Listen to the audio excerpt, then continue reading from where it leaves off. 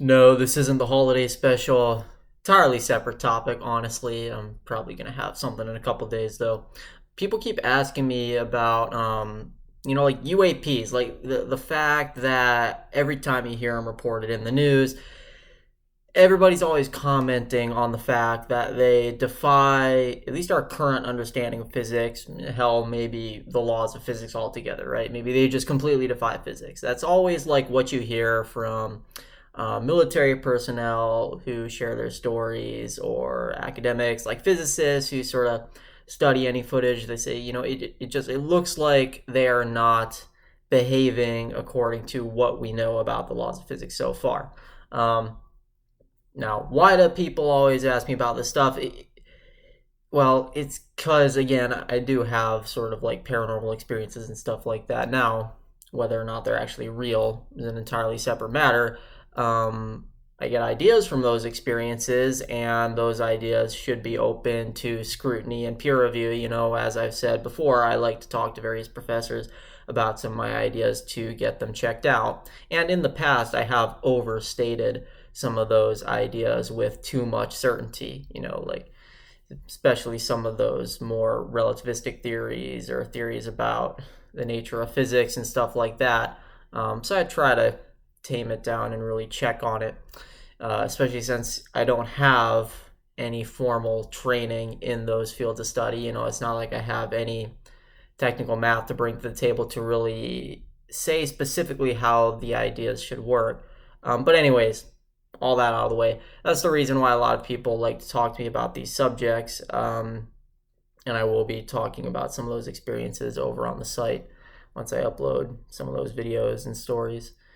But yeah, so I mean, I have ideas on like why UAP behave the way they do, or how they could, and of course that's all assuming that it's actually craft. You know, Again, even though I have experiences with like meeting aliens and stuff like that, I still like to be open minded to the possibility that they're just not real. Now, yeah, people ask me, well, how tangible are the experiences? And I mean, they're as tangible as this desk, like as real as you'd expect the experiences to get, or could expect the experiences to get. So it's not that these experiences feel fuzzy to me. It's not that they're not tangible. They are very tangible to me. But even so, I like to be open minded. I'm fine with being mentally ill. It doesn't matter. We all have imperfection. Who cares if I'm mentally ill? It's just, we do the best with what we have, right? We've all got flaws. So I don't really care, if it's real, if it's a mental illness, whatever these experiences are, it's what they are. Um, but yeah, assuming that these UAP are like actually alien craft, or assuming that I actually have had experiences with alien beings. And I say actually have like as if that's past tense, but I mean even present tense. Like I'll tell you right now, like I see other beings in the room, like that's another thing that people ask me about. What does it look like to see these other beings that other people don't see? And the best way I can describe it is like, how when you look at a room, you're looking, well, at the room, you know what I mean? Like you walk into, yeah, I'm in my bedroom right now. Like, let's say you walk into your bedroom, you're looking at your bedroom, right? It's this volume, it's this space that you're looking at. Okay, compare that to, let's say, when you're driving. You know how, I hope, when you drive, you're looking through the windshield rather than at it. Whereas when you look at the windshield, all of a sudden, like you see all the little specks of dust or something on the windshield, like all of that becomes more detailed, it's clearer, it's got like a higher resolution, so to speak. But then the road, like everything on the other side, the cars in front of you, or just the whole scenery out in front of your windshield, all that becomes blurry and out of focus because you're focusing in on the windshield instead of the stuff out in front of it, right? So that's what happens when you look at your windshield. But then when you look through it again, as you should, now the windshield's out of focus and all the scenery out in front, cars in front of you, the road, etc. That's all clear. Okay, so basically, the best comparison or analogy I can make for this is most people when they walk into their bedroom, they're looking at the room. They're looking at the volume they're in. I have like another gear where I can look, yes, at the room, like pretty much everybody does. uh, Almost everybody, at least. Of course, there's people who are blind, but whatever. Anyways, I do that like most people, but then I have this other gear where I can look through the room as if I'm looking through the windshield. And once I do that, then I see them. That's when I see the other beings. That's when I see them standing there, sitting there, whatever. Not just other beings, I can even see like other environments, other habitats that are not my bedroom. Sometimes there are other rooms, sometimes there are buildings, sometimes there are outside environments. So the whole scenery can change. Just like, again, when you look through your windshield, the windshield disappears, but now you've got all the scenery out in front. So I guess you could say it's like seeing in 4 dimensions. Again, still doesn't change the fact that it could be false. I'm open to whether these experiences are real or not. The experiences are there. And it's not like they have anything to do with, mystical goals like awakening or liberation or enlightenment or anything like that. They're very beautiful and colorful paranormal experiences, right?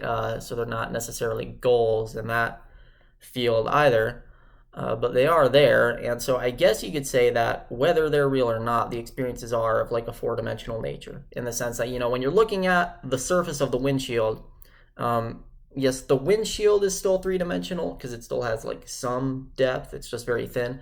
But the very surface of the windshield, that's 2-dimensional, right? So when you're looking at that surface, you're kind of looking at like a 2-dimensional space, sort of. And then when you look out through it, now you're again reaccessing all 3 dimensions of your vision. So now we just take that analogy and step it up one more level. Instead of looking at a 2-dimensional windshield and then looking through it in 3 dimensions, now you look at your 3-dimensional bedroom, and then I look through that 3-dimensional volume into what could be called a 4-dimensional space, where now there's all sorts of other scenery. That's what it's like to experience this stuff. And so that's why, if it sounds odd to you, like that I'm saying there's other beings in the room right now, well, that's why. This is the windshield, and then I also see other stuff on the other side of the windshield just by looking through it. Of course, with that said, I can pretty much willfully not look at the beings by just looking at the bedroom rather than through it, right? You can look at your windshield rather than through it, and now the scenery is out of focus, or at least it's not as in focus. It's a little bit blurrier.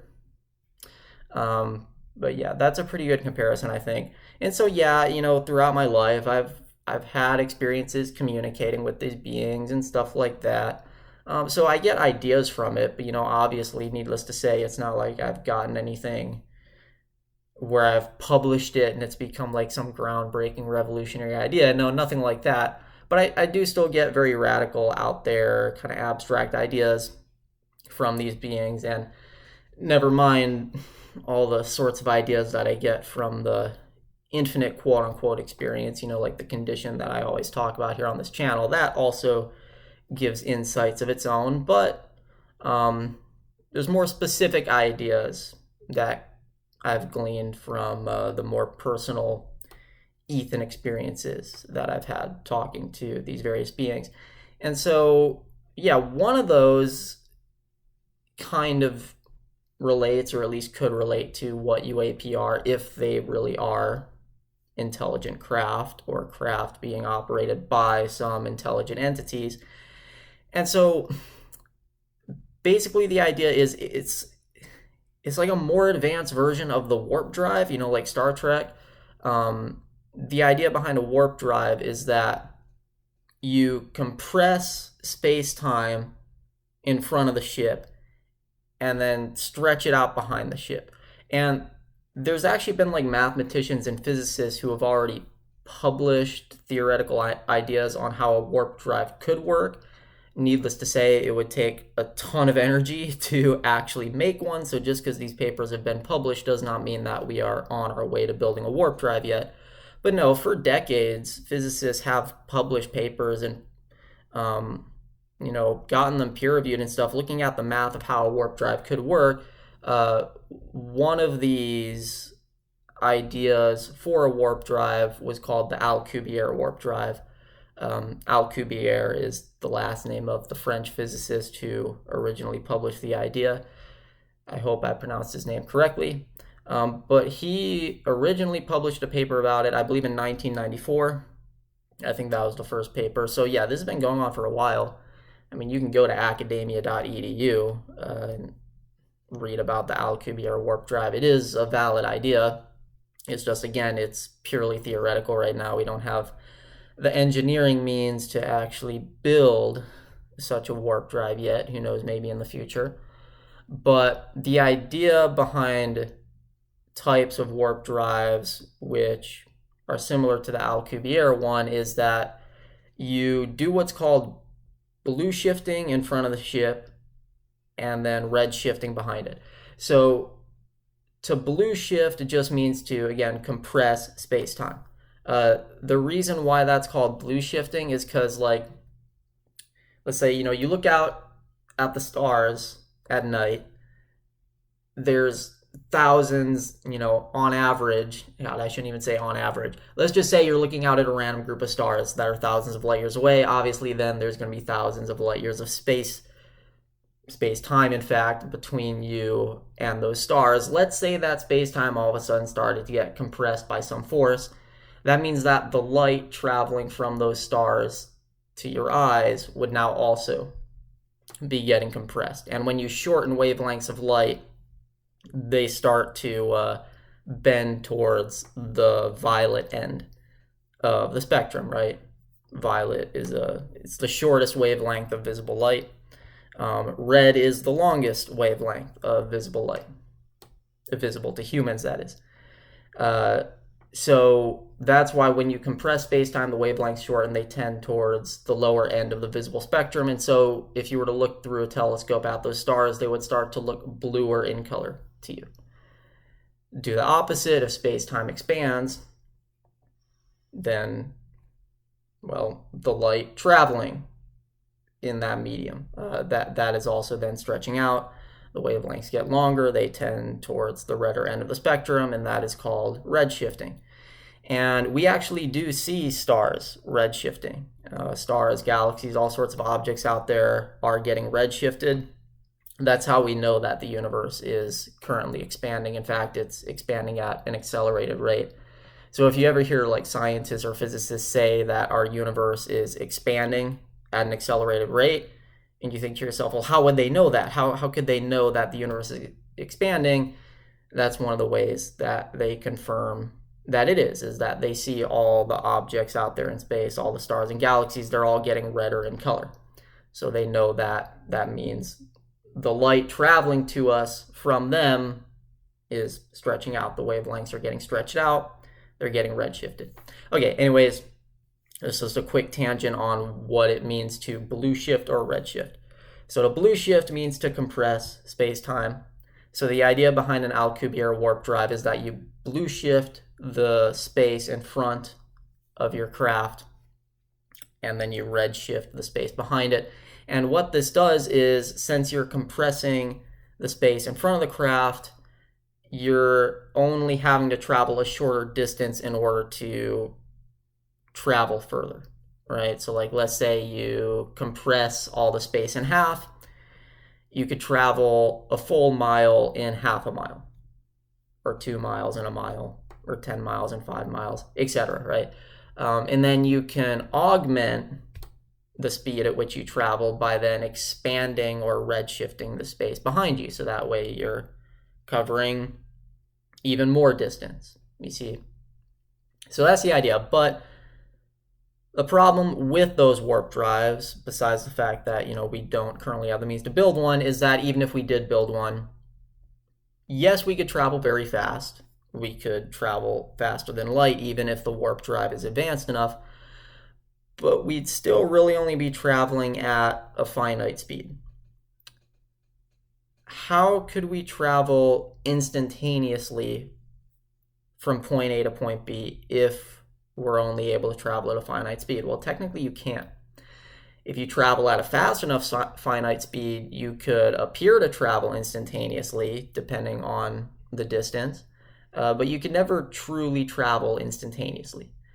If you want to travel instantaneously, you could either, well, teleport, that's another idea for another video, or you could travel infinitely fast. A warp drive is not going to get you to travel infinitely fast because you're only going to blue shift and red shift the space so much. But what if there was a way to not just warp space-time in the sense of blue shifting or red shifting it, but warp the warp factor itself, sort of create a feedback loop on what the craft itself is doing. So for example, let's say you have a warp factor of 2. So you're warping space-time by a factor of 2. That would just mean like you're compressing it in half. So you're traveling double the speed. For every half mile, you're actually traveling a mile.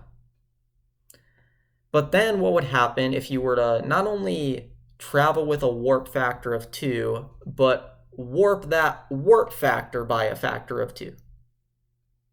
Okay, well, here's how that would work. You would have the space in front of you getting warped by a factor of 2, so it's compressed in half.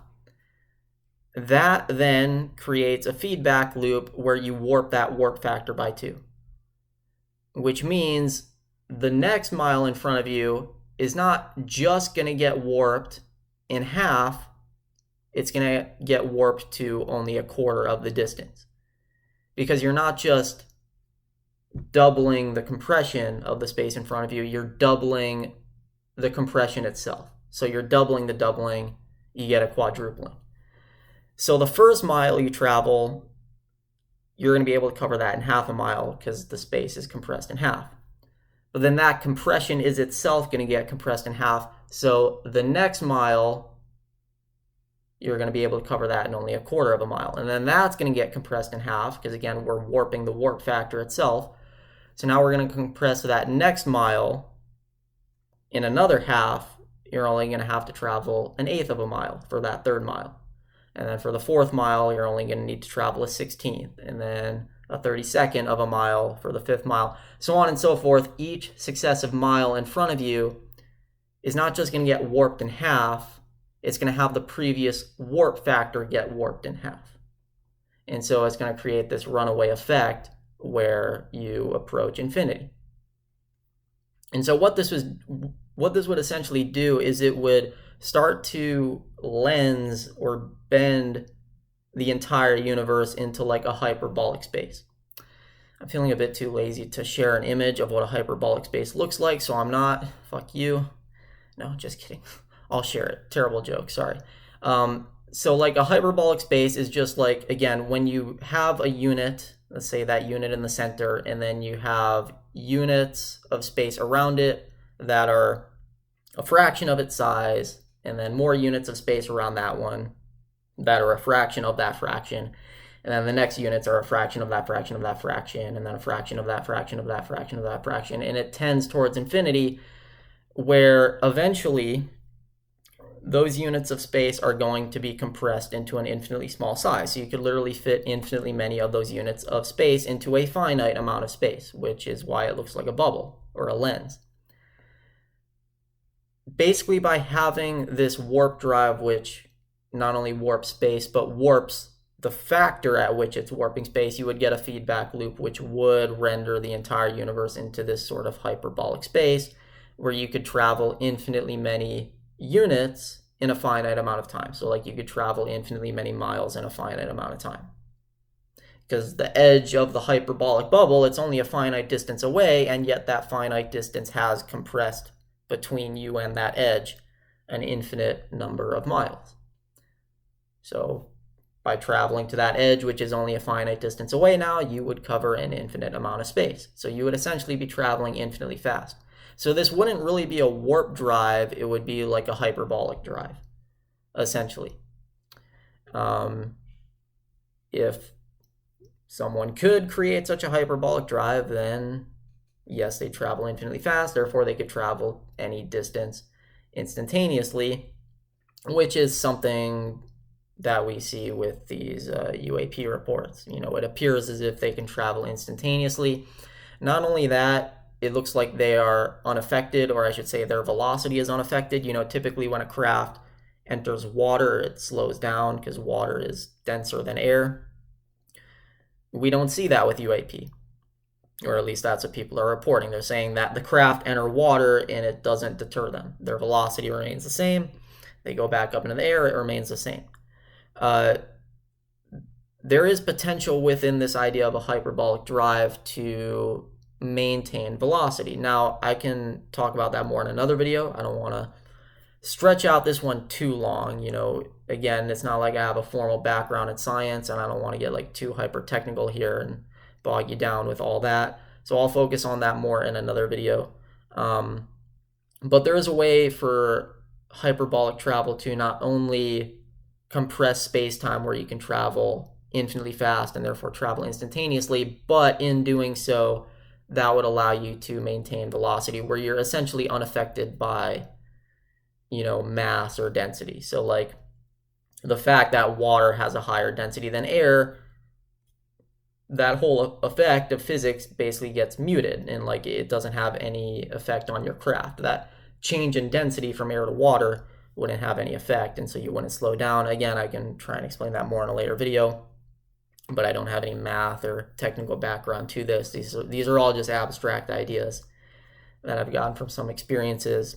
And of course, everything that I'm saying with like the red shifting and the blue shifting, these are all things that you can talk to a physicist about, or even, I don't know, have them listen to my video. I don't care if they think it's crazy or not. I'm always fine with people checking up on the ideas, fact checking them, making sure I'm representing each topic correctly. But one more thing that I will say is, if you had a hyperbolic drive that sort of lensed the universe into this hyperbolic space, you would essentially be creating a gravitational lens. Technically, you'd even be doing that with just a plain old warp drive. I mean, that's really all that gravity is. It's a bending or a lensing of space-time. Here's a good analogy for gravity. Again, any physicist, if they watch it, could check me on this to make sure this is accurate, or tell me if it's not. But basically what gravity is it's just like, take your thumb and press it into the surface of your bed, the fabric of the bed bends inward, right? That's essentially what gravity does. So if the surface of your bed or the fabric stands as an analogy for the fabric of space-time, what gravity does is it indents that fabric. So it bends space-time and creates this gravitational lens. Now, if you roll, let's say, like some marbles toward where your thumb is pressed in, what's going to happen? Well, if the marbles don't get too close to the indentation, they're not going to be affected. But if they get just close enough where they enter like the little horizon of your indentation, then they're going to fall towards the center where your thumb is.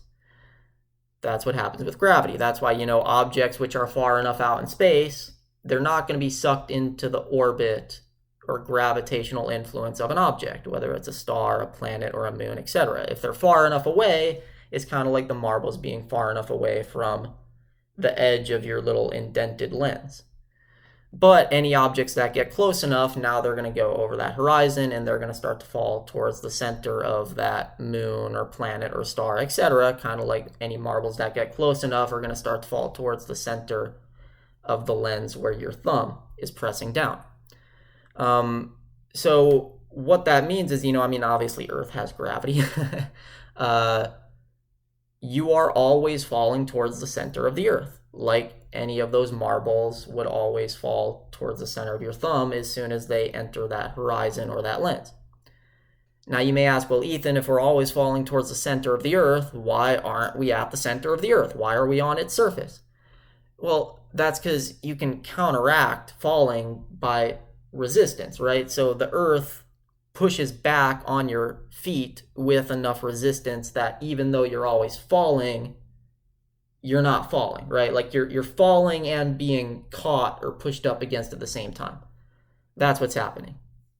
You know, if you were to fall at a higher speed or if you were heavier, right, then obviously you could like break through the earth to some extent. But it's all about resistance, right?